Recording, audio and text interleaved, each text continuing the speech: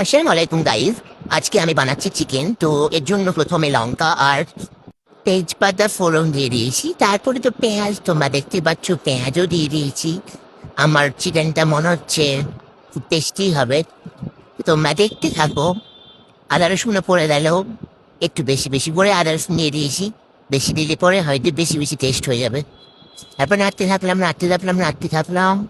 তারপরে দিলাম লবণ, স্বাদ মতো লবণ দিয়ে দিয়েছি। তারপর আবার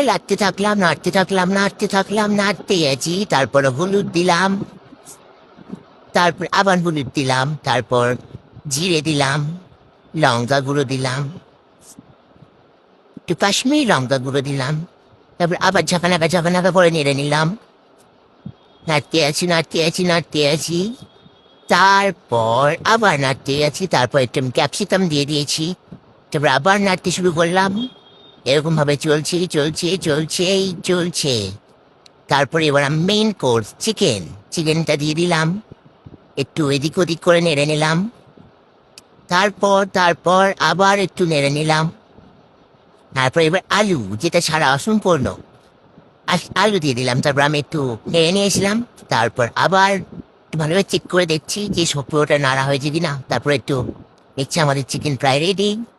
তারপর একটু গরম মশলা, একটু ধনে গুঁড়ো দিয়ে দিলাম। তারপর একটা খুব সুন্দর স্মেল বেরোচ্ছিল। তারপর বুঝে গেলাম যে ঠিকঠাক সব একদম পারফেক্ট হয়েছে। টেস্ট করেও দেখে নিয়েছিলাম, দারুণ টেস্ট হয়েছিল। তারপর আবার একটু ভালোভাবে মিশিয়ে নিলাম। এই হচ্ছে আজকের রেসিপি চিকেন।